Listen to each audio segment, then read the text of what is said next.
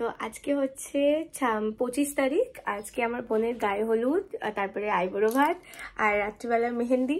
তো দিনটা এখন থেকেই স্টার্ট করছি। আমি জাস্ট স্নান করে বেরোলাম, এখন বাজছে সকাল 9:30টার মতন। রেডি হয়ে গেছি আমরা। হ্যাঁ, আজ থেকে বিয়ে বাড়ি শুরু হয়ে গেল। আর বিয়ে বাড়ি হচ্ছে আমার শালির বিয়ে এবং ছোট শালির বিয়ে। আর ছোট শালির বিয়ে হওয়ার জন্য ব্যাপারটা তো একটু অন্যরকম।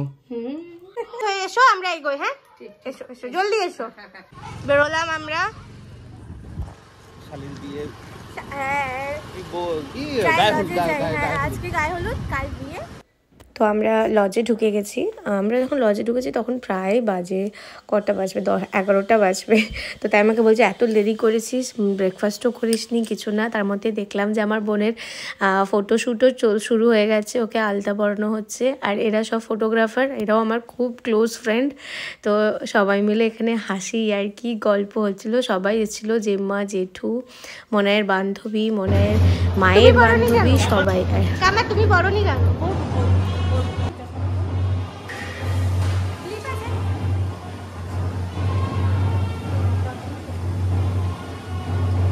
বিয়েবাড়িতে এরকম টিকলি পড়তে তো খুব ভালো লাগে। তো যাই হোক, এবারে আমাদের শুরু হয়ে গেল নাচ। সবাই মিলে একসাথে হই হুল্লোড়, দারুণ আনন্দ হয়েছে।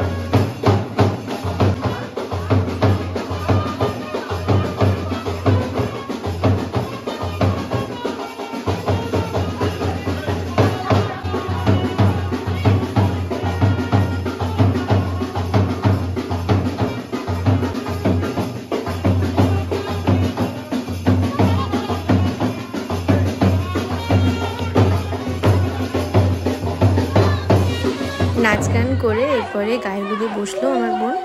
আর বসার পর এখানে দেখছি ফটোগ্রাফাররাই সমস্ত কিছু করছে। অ্যাকচুয়ালি ফটোগ্রাফার বলাটা ভুল হবে, ওরা আমার সত্যি দুজনের খুব ভালো ফ্রেন্ড, উদয় আর রণজিৎ।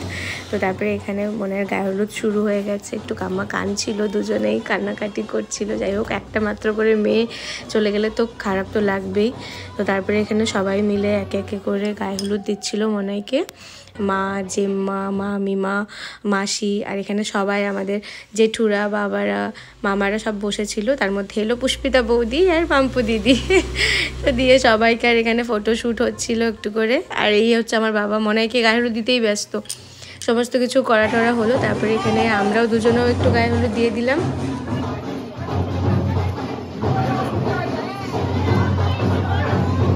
আমার বরের ছোট শালি বলে কথা।